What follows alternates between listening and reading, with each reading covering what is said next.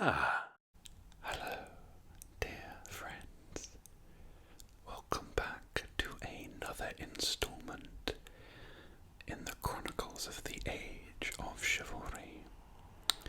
And in this part, following on from the reign of Edward the First, of course, we now move on to Edward the Second. And I think we're in for a bit of a treat, as the reign of Edward II was one of the most dramatic in English history.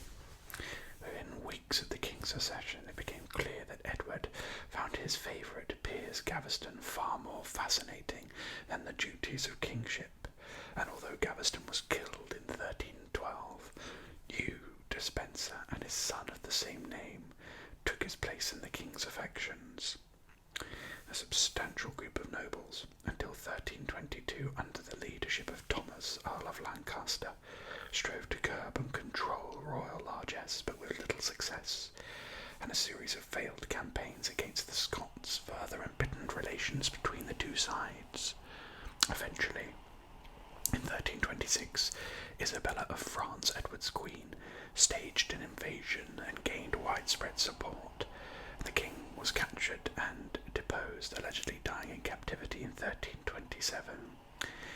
The anonymous life of Edward II, written in around 1325 by a perceptive and well-informed clerk, provides the opening narrative and continues much for the reign, and its author is a southerner. To get a northern viewpoint on Edward's Scottish campaigns, the vivid Lanercost Chronicle, written probably at the Franciscan house at Carlisle, has been drawn upon. Last years of Edward, culminating with his deposition and death, are told by the melodramatic Geoffrey Le Baker of Swinbrook. So here we have our dramatic King Edward II, and we have a little bit of the chronicle to open up with here. So on the 7th of July 1307, Edward I died, and his son Edward II began to reign, a robust young man and about his 23rd year. The young king did not, however, realise his father's ambitions, but directed his plans to other objects. He recalled Piers Gaveston, who had recently abjured the realm at Edward I's command. This Piers Gaveston has been the most intimate and highly favoured member, and as soon became abundantly clear of the young Edward's household when the latter was Prince of Wales and the old king still alive. Now the young king gave to Piers, on his return from exile, the earldom of Cornwall with the approval of some of the magnates. The majority of the barons, however, did not agree, both because Gaveston was an alien of Gascon birth and because of envy.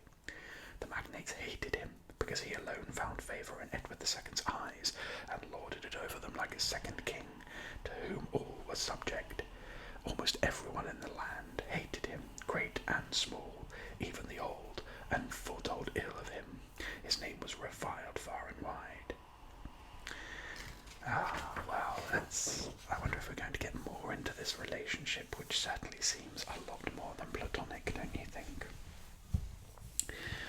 So this is Edward II's England. So in the 14th century, London and Westminster were at the hub of English politics. The royal court still travelled widely and frequently in the wake of its master. He ventured west to Bristol only in 1326, but his earlier travels, military campaigns, or pleasurable jaunts took him to more than 4,000 places in northern, southern and eastern counties. He spent at least a week or more at over 150 places. So he's been all over the place. That's near where I live, Waltham Abbey. I live just here, just outside London now. I grew up in Bedfordshire, Dunstable. I was born in the Luton and Dunstable Hospital. So he would have visited a manor at Dunstable that looks like Grovebury nearby. I have family near Shrewsbury, some family in Norfolk, Burgh Castle of course.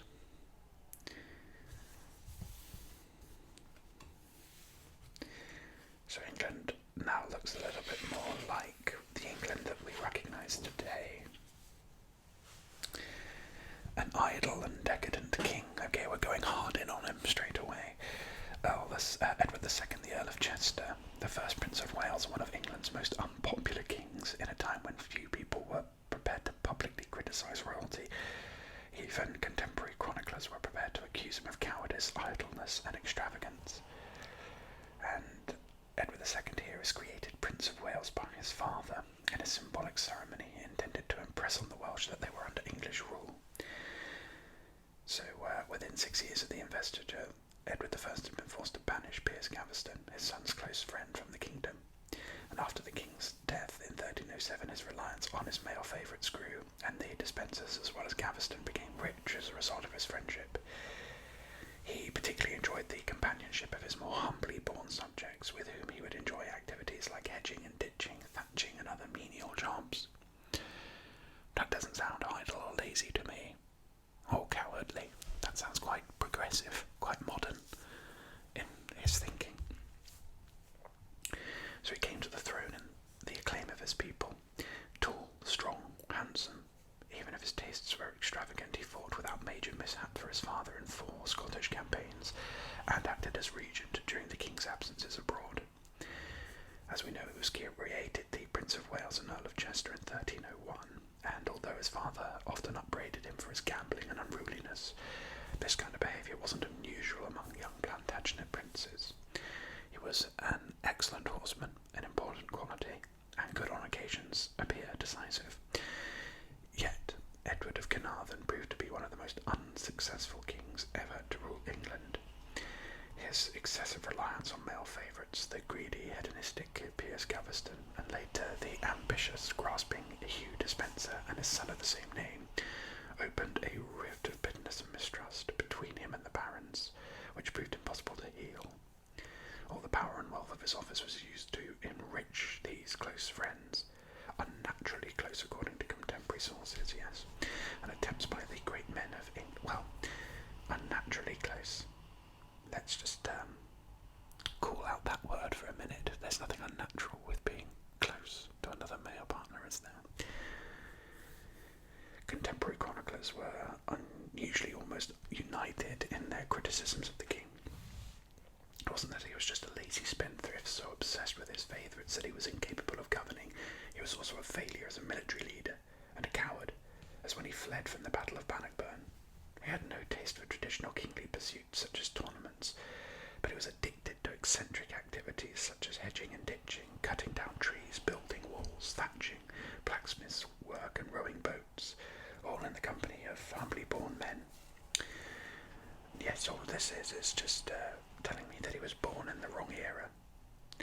Some of these names of people are known. He made substantial payments to Robin and Simon Hodd, Wat Cowherd, Robin Dyer, and others for spending 14 days in the king's company. In 1315, Robert Le Messager, a member of the royal household, was bold enough to say openly that it was no wonder that the king couldn't win a battle, because he spent the time when he should have been hearing mass in, idling, ditching, digging, and other improper occupations. Edward also loved to breed and race horses, play music. He had his own small orchestra, and act. Indeed, it was rumoured that Walter Reynolds, Royal Chancellor and Archbishop of Canterbury, earned preferment because of his abilities as a theatrical director. The king's tastes, in short, resembled those of a rich and irresponsible 18th century gentleman, but to his subjects his habits were incomprehensible. Rumours spread that he was a changeling and no true son of the great Edward I. A little bit more here of the hatred for Gaveston in the Chronicle, which mounted day by day, for he was very proud and haughty in bearing. All those whom the custom of the realm made equal to him he regarded as lowly and abject, nor could anyone he thought equal him in valour. The earls and barons of England looked down upon him because, as a foreigner and formerly a mere man-at-arms, raised to such distinction and eminence, he was forgetful of his former rank. Thus he was an object of mockery to almost everyone in the kingdom, but the king's unswerving affection for him prompted the issue of an edict from the court that no one should call him by his own name, that is, Piers Gaveston, but should style him Earl of Cornwall. Edward II was betrothed to Isabella of France in 1299 when he was 15.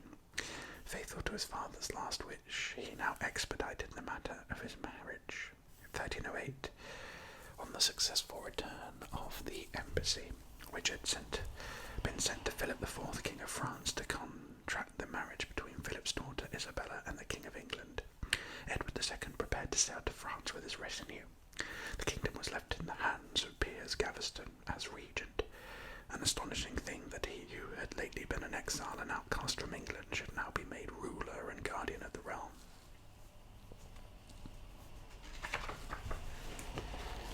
It's quite fascinating, isn't it, to learn about a king that's revered simply because he's quite modern in his tastes.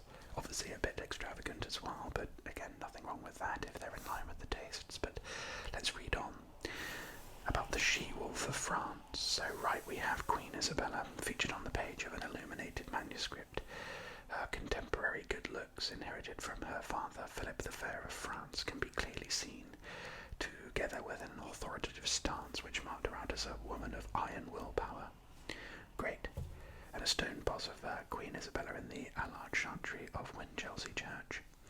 Edward II's head can also be found in the monument to Edward I's Admiral, Gervase Allard. Here is a bit more chronicle about the marriage. So when it had been duly celebrated, King Edward II and his wife Isabella returned joyfully to England. Preparations were then made for Edward's coronation.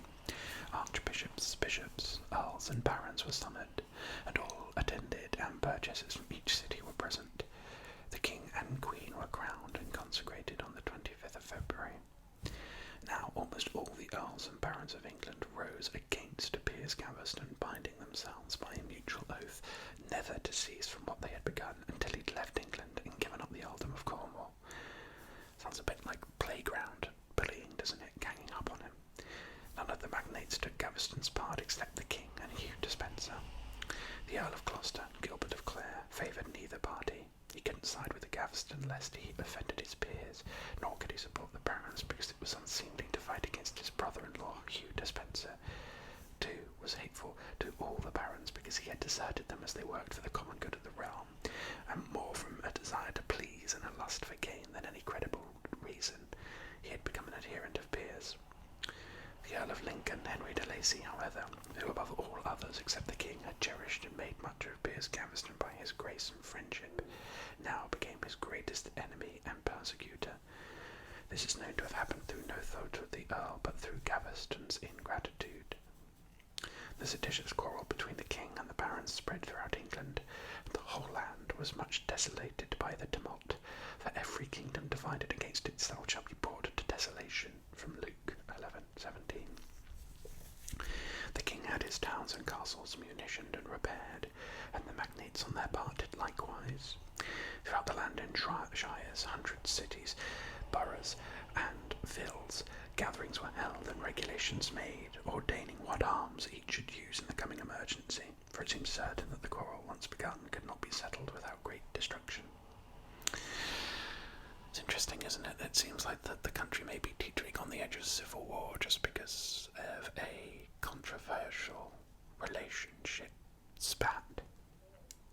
But Isabella of France played a dark and momentous role in the history of England. Born in 1295 to Joan, Queen of Navarre, and the Philip the Fair of France, from whom she inherited her strikingly good looks. She came to England in 1308 as a 12-year-old bride, a political pawn because of her family connections. I mean, I know that this was accepted at the time, but I still get the big ick. Like 12 years old. Despite her beauty, she was overshadowed in Edward's eyes by his favourite Piers Gaveston, to whom he gave all the best jewels, rings and other valuable items that Isabella had brought from home as wedding presents, and whose avarice she complained bitterly to her father. Well, we definitely know what's going on here then, for sure. When the barons engineered Gaveston's death in 1312, Isabella became closer to the king, and the future Edward III was born later that year. In 1314, about 2 years after Edward III's birth, there was a major scandal in the French royal court, in which it is quite possible that Isabella, who was there at the time, played a central part. Her father, Philip IV the Fair, arrested the wives of Isabella's brothers, Louis, Charles and Philip, two for committing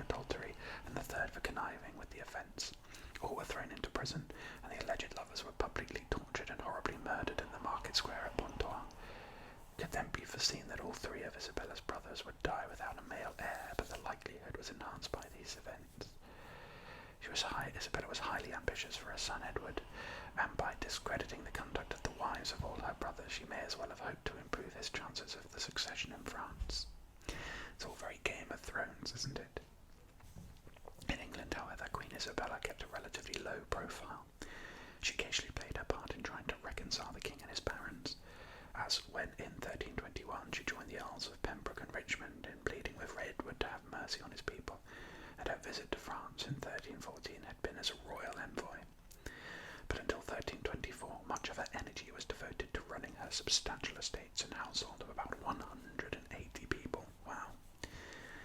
However, in the 1320s, Isabella changed from Edward II's relatively cooperative consort to his implacable enemy. Edward had shown little concern for her safety on several occasions during his reign, abandoned her altogether at Tynemouth Priory in 1322 when fleeing from the Scots. Isabella escaped only by braving a stormy sea voyage. Wow, that is pretty cowardly. That's not cool, Edward. On the outbreak of war with France in 1324, her lands were seized and the French members of her household sent away. But it was probably the king's infatuation with the Despensers, father and son, that completed Isabella's disillusionment and set her on the fatal course that was to end with her husband's deposition and death. This is all very juicy. I'm enjoying this already immensely. So we've got a chronicle here from 1309. Meanwhile, many discussions and councils were held for the defence of Scotland and the defeat of Robert Bruce, who was struggling against English domination there, but they had no visible or tangible results. And as autumn was approaching and the barons seemed to be at one with the king, Piers Gaveston returned to England secretly. The king came to meet him at Chester, and there, rejoicing at his return, he received him with honour as his brother, which indeed he had always called him. None of the barons now dared to raise a finger against Piers or to lay any complaint about his return. Their ranks wavered, and their party, divided against itself, broke up. So he who had twice been condemned to exile, returning, exulting and in state. Henry de Lacy, Earl of Lincoln, who the year before had been the foremost of the barons in bringing about Gaveston's exile, now became a friendly go-between and mediator. At Lincoln's repeated and anxious requests, Earl Warren, who, ever since the conclusion of the Wallingford tournament, had never shown Piers any welcome, became his inseparable friend and faithful helper. See how often and abruptly great men change their sides. Those whom we regard as faithless in the north we find just the opposite in the south. The love of magnates is at a game of dice, and the desires of the rich are like feathers. Talking about the desires of the rich, look at this beautiful clasp decorated with amethysts and precious stones said to have been worn by St. Louis of France. The fleur-de-lis, the symbol of the Virgin Mary, was the emblem of the kings of France from the early 12th century, when Louis VII first used it on his coat of arms. Generally, though, jewellery was disapproved of for most of the 13th century while St. Louis was on the throne. Amethysts were used in brooches, buttons and rings, as well as clasps like this one, and more often a mark of social status. Only aristocrats were allowed to wear bejewelled costumes, and could also be a badge of loyalty. So early in the 14th century, new standards of luxury came into fashion in the French court, and jewels were worn in great quantities. The influence of France, as well as Edward II's own taste for luxury, made similar standards of magnificent de rigueur in England. Garments were embellished with seed pearls, bezants, gold roundels, doublets, paste gems, and a large number of buttons made of gold and silver, as well as silver gilt or set with stone and pearls. These are listed with jewels in the 14th century accounts rather than with textiles, and gold itself was more readily available. Precious gems became more abundant as Italian traders extended their contacts with Eastern markets. The very top rank of society was the only group allowed to wear jewels or bejewelled garments. Crown circlets and other head ornaments, brooches, girdles and finger rings were included in the royal accounts. 1324, the king had 10 crowns, 2 circlets and 3 chaplets, all richly jewelled. Fashion had a greater influence on jewellery design than in the past. It's long been customary for married women in northern Europe to cover their heads with a veil, but by the end of Edward II's reign, head ornaments became a focus for fashionable jewellery. As well as crowns, there were frontlets, which framed the face, and chaplets, which completely encircled the head and were often decorated with enamelled flowers. dresses which came into fashion later in the century were covered with nets studded with jewels.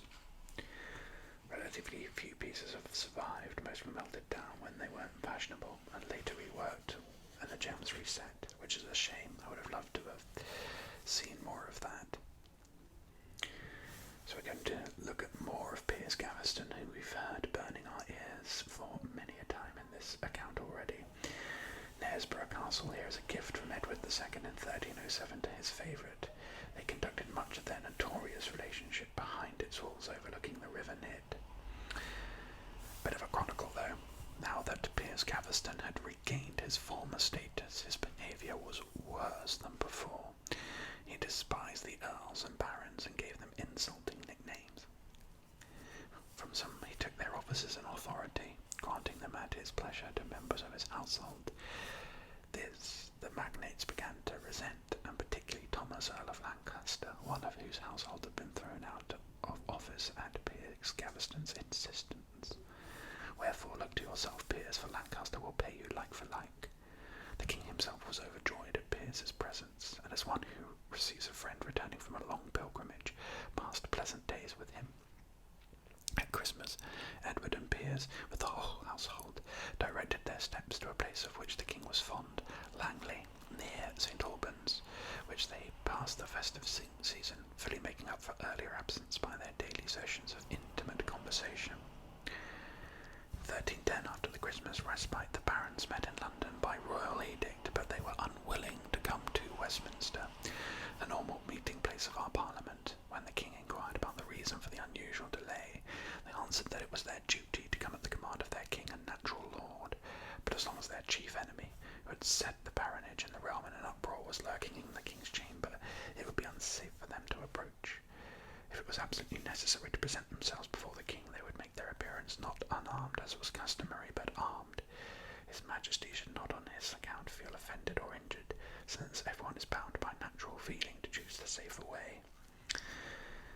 At length, on the advice of his friends, the king sent Piers away for a time to a very safe place, in order that the business he had undertaken should reach the desired end, or at least should not fail of accomplishment by his delay. Thereupon the earls and barons met together and approached the king to hear the cause of the summons. So Piers is the Gascon son of a knight in King Edward I's service, brought up in the household of the king's son, the future Edward II, and attracted that feckless young man's favour to an extent which can only be described as obsessive. He was banished from the court by the king in 1307, who, enraged by the liaison, tore his son's hair out in a violent outburst of Plantagenet temper. Not becoming king, Edward II immediately recalled him, heaped riches, perhaps as much as £150,000 upon him, and made him Earl of Cornwall. So elevated, Gaveston established a stranglehold over royal patronage, reserving lands and opportunities for himself and his supporters. He denied men access to the monarch, flaunted his unique status like a second king, and on several occasions the leading barons banded together to seek his banishment, unsuccessfully until 1308, when he was sent to Ireland as a lieutenant. Gaveston was ostentatious, quick wit, which attracted envy and hatred, and he behaved with an arrogance bordering on contempt for others. A great warrior, he often humiliated the kingdom's great men in tournaments. At Wallingford in 1307, Earl Warren and the Earls of Hereford and Arundel were soundly defeated by his forces. Gaveston himself devised abusive descriptions for some of his fellow barons. Guy de Beauchamp, Earl of Warwick, was the Black Dog of Arden, a nickname that Gaveston used to Warwick's face when the Earl captured him in 1312. Such foolish bravado was typical of Gaveston. The relationship between Edward and Piers was undoubtedly homosexual, as shown by contemporary chroniclers. They make several references to physical intimacy between the two men, as when Edward preferred to invite Gaveston rather than his new wife, Isabella, to share his bed. I mean, that is quite transparent. The king and Piers treated the new bride so offensively that her father, King Philip the Fair of France, went so far as to encourage rebellion in England. In theory, medieval society condemned homosexuality, which was often alleged to be associated with divergent religious practices. For instance, in 1307, Philip the Fair specifically charged the Templars with homosexuality when he wished to accuse them of heresy. In practice, society tended to be tolerant. The predominantly masculine ethos of institutions such as knighthood and the military orders probably made homosexual relationships common. A contemporary chronicler remarked that Gaveston would have prospered if he'd been more circumspect. Criticisms of him condemn his political influence and the failings of Edward II's kingship, rather than the two men's homosexual relationship. It's interesting, isn't it? We don't necessarily associate the tolerance, but it's true. Piers was not evil and vicious. His career shows that he was too clever by half, an irresponsible fool, unable to exploit power intelligently or to see the dangers it brought with it. His greatest faults were to be a foreigner and have no shame about his rise to power from comparatively humble origins. He truly was the night-grown mushroom of Christopher Marlowe's play Edward II. The Baron's greatest objection to Gaveston was his total domination over the king. Only the favourite's death could offer a final solution. This was engineered on the 19th of June 1312 by the Earls of Warwick and Lancaster, in dubious judicial proceedings held on Blacklow Hill between Warwick and Kenilworth. On hearing of Piers's end, the distraught king vowed that he would not be buried until he had avenged his murder. He kept Gaveston's embalmed body at the Dominican Friary in Oxford for 3 years, but in vain. Eventually, in 1315, he laid it to rest at the Dominican Friary at King's Langley, which he lavishly endowed in memory of his beloved.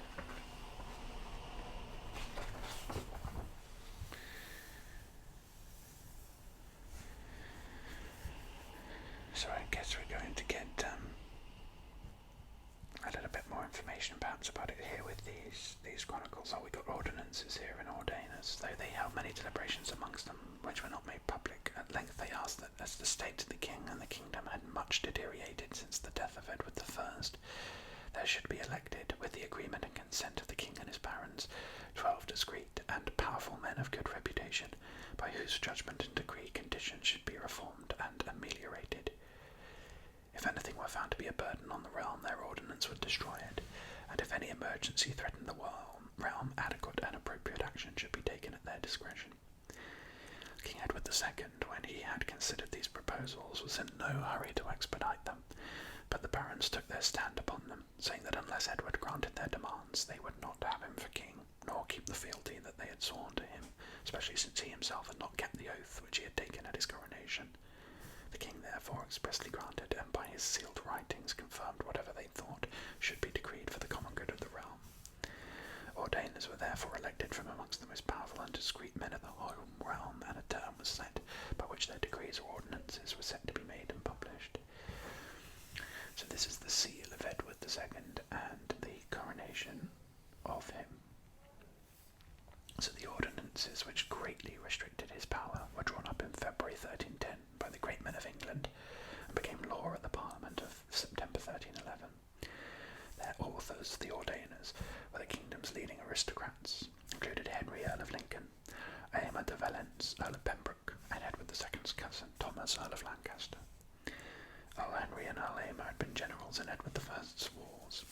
Lancaster eventually became Edward II's bitterest opponent, who had originally been a supporter of the new king.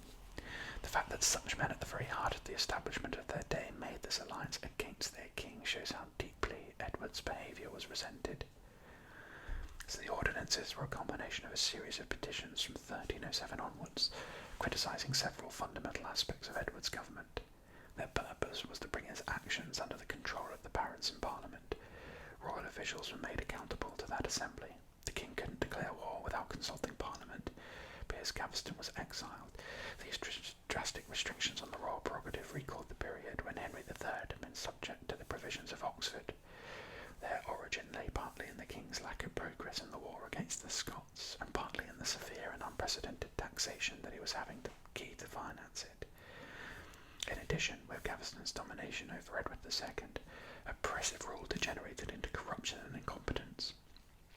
The ordainers, therefore, had banded together to protect themselves from financial extortion, to improve the conduct of the war, and to remove a greedy favourite. Their unity was destroyed, however, when 2 of them murdered Gaveston in 1312. Some members of the group, Pembroke as an example, felt that there would now be opportunities to mitigate Edward's worst excesses and became his supporters. Lancaster, on the other hand, disagreed with this view and based his continued opposition to the king on an alleged commitment to enforce his ordinance his humiliating defeat at Bannockburn, Lancaster took control of the kingdom and forced the king to observe the ordinances once again.